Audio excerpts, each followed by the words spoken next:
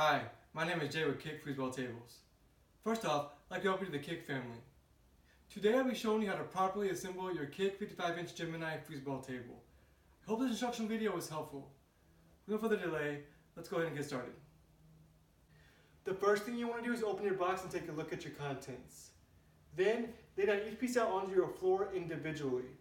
If you are assembling your foosball table on a hard surface, I do recommend you lay down a large blanket or a large piece of cardboard. That way we don't damage our foosball table during the assembly process. Next, you want to match each part to what's inside your instruction manual. After sorting out all the parts in the box, and once you've matched each part to what's inside your instruction manual, if you notice any missing or damaged parts, please contact Kick customer support with pictures of your shipping label, the box itself, and the damaged part. Our contact information will be listed at the end of this video.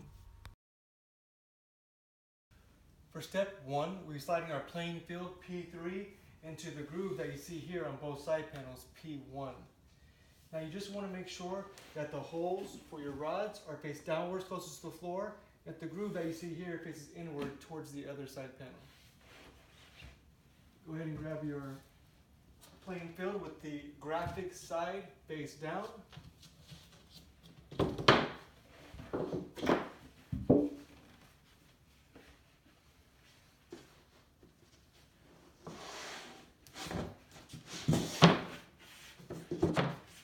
Place into that groove.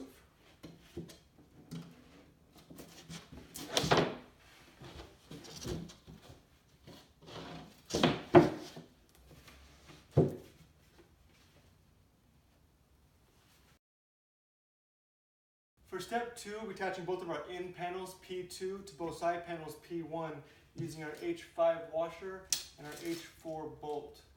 And you just want to make sure that the goalie hole on the end panel is faced downwards closest to the floor, and that the groove you see here goes underneath your playing field. You also want to align both the holes on the end panel to both of the bottom holes on the side panel.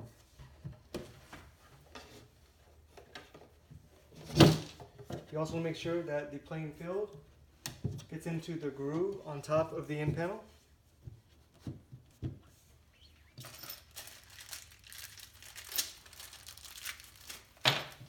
Go ahead and insert your H4 bolt and your H5 washer.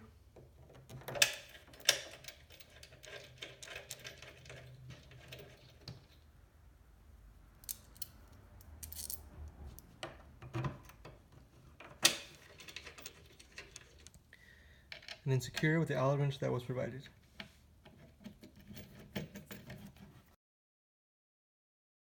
For step 3, we'll be attaching our playing field to the bottom of the assembly using our H6 screw.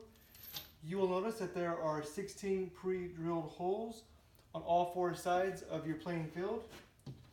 Just go ahead and insert your H6 screw and secure.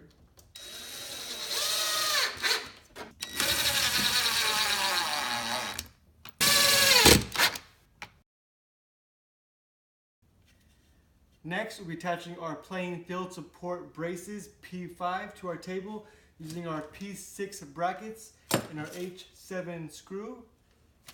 For this first brace, you want to go ahead and place in the middle of your table, and the other 2 you want to space about a foot apart. And go ahead and line up your support bracket up against the side of your support brace and your side panel. One quick note, we will not be using these 2 center holes here on our bracket, so you just want to utilize the 2 outside holes on both your side panel and your brace.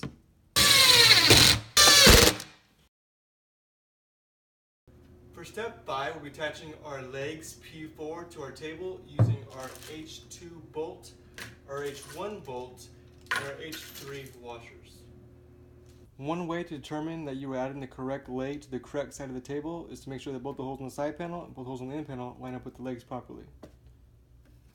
Then go ahead and insert your H1 bolt into the side panel. Then your H2 bolt will go into the back rear panel.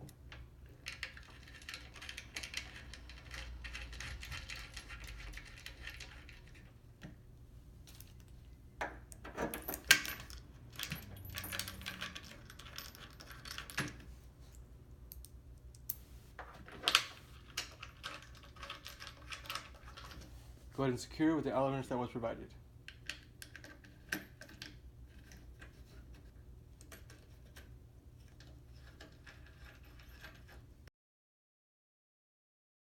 Next, we'll attach our leg levelers P12 to the bottom base of each leg. This part's pretty simple. Just go ahead and screw down your leg leveler all the way down to the bottom base of your leg. Now, the purpose of these leg levelers is to stabilize your table during play, so that if one side's higher than the other, you can just unscrew a couple notches to even out your playing field. You will also notice a rubber ring around each bottom of your leg leveler. This will prevent your table from sliding back and forth during a rough play. After you completed step 5 and attach all of your legs and attach all of your leg levelers to the bottom base of each leg, now we're on the next step in turning over our table. This is a two-person job, so you need some assistance for this part of the assembly. What you want to make sure is that you don't rest the weight of the table on either of the legs. So you just want to turn over the table in one swift, full motion so that all the legs hit the ground at the same time. For step 6, we'll be attaching our ball entry cups P9A and our ball entry socket P9B to our table using our H8 screw. Go ahead and insert your ball entry socket through the inside of the side panel and your ball entry cup through the outside of the side panel. And screw. You want to make sure that the cup is aligned and flush with the top of the table. And insert your H8 screw and secure. Next, we'll be attaching both of our slide scores P10 to both end panels using our H9 screw. This part's pretty simple. You just want to go ahead and align your slide score to the goalie line that you see here. Insert your H9 screw and secure.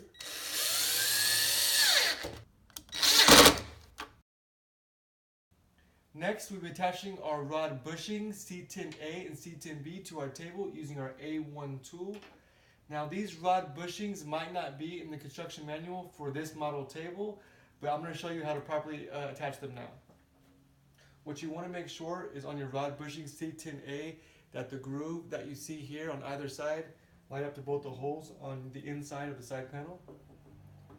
Go ahead and insert your C10B bushing through the back side and screw into C10A.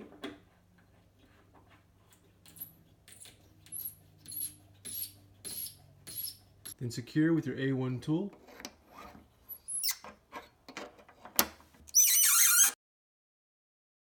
Next, we'll be attaching our cup holders P11 to our table using our H8 screws.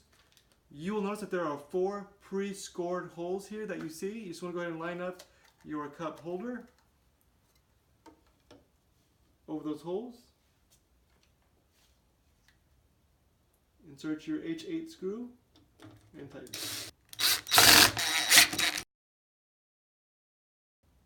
After you completed step 6, we're now on the next step, step 7, in inserting all of our rods and attaching each player to each rod. The most important part of assembling a foosball table is making sure that all the rods and players are in the right position. So you want to carefully review the diagram, locate the instruction manual prior to inserting your rods. What you want to make sure is that you add the correct amount of players per holes in the rod. You also want to make sure that there's a hole on the correct side of the table where the handles will later go. And before we insert all of our rods and attach each player to each rod, I'm going to show you an already assembled table and explain to you the differences between a one-man goalie versus a three-man goalie setup, and the difference between counterbalance men versus uniform men. One-man goalie versus a three-man goalie setup. With this table, we have the option to have either a one-man goalie or a three-man goalie setup. Most beginners and some others prefer a three-man goalie setup because there's more defense around the goal, making it harder to score and giving the user more control over the field. Others prefer a more fast-paced one-man goalie setup. It's completely up to you. To have a three-man goalie setup, you have 3 players on the goalie rod. You can optionally place the white field lining tape on both sides of the table to prevent any dead spots, if any at all. If you're looking for a one-man goalie setup, instead of having the other 2 outer men on the goalie rod, you replace them with the 4 black stop rings. Next, place the 4 green triangle corner ramps you received on each corner of the playing field. Then secure your ramps using the 4 H12 screws that were provided. Counterbalance men versus uniform men. With your table, you've received 2 full sets of different style of foosball men. one set of uniform hard plastic min, and one set of ABS counterbalance min. The uniform min, or the foosball min, used mostly by beginners. If you keep the players on the rod in a horizontal position, they'll just fall back down into a vertical position. Or if you free spin the rods, they'll continue on spinning. Whereas the more experienced players or regular players prefer the counterbalance min. Counterbalance min mean that there's a weight in the head equal to the weight of the toe.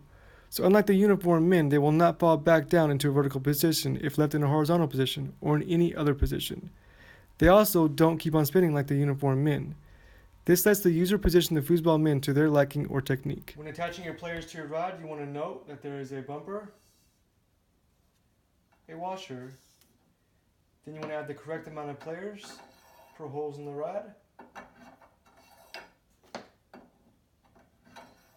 Then add another washer and another bumper. Then complete by sliding through the second hole.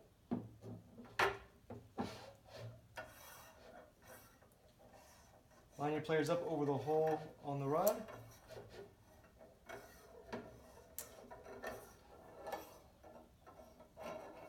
We'll be securing our players using our C6 bolt and our C7 nut. Of course, pretty simple. Go ahead and line up the chest of the player over the hole in the rod. Insert your C6 bolt. Hold the bolt in place, turn the player around, insert your C7 nut. Hold that bolt in place, turn the player around, and secure.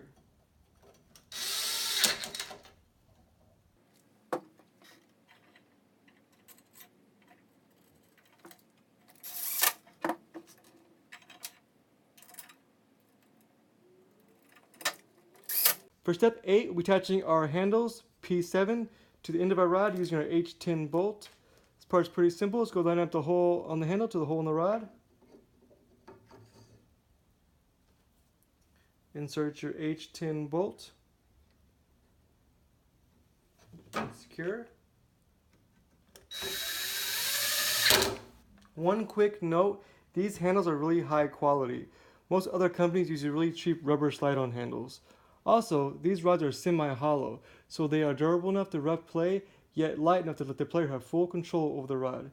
If you need any rod lubricant, please contact Kick and we'll send you a free complimentary bottle. Next, you want to go ahead and insert your rubber end caps, P8, on the other end of the rod.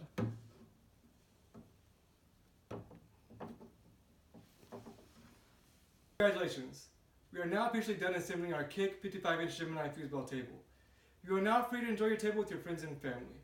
If you have any questions, comments, or concerns, please visit us at www.kickfoosballtables.com or email us at support@kickfoosballtables.com.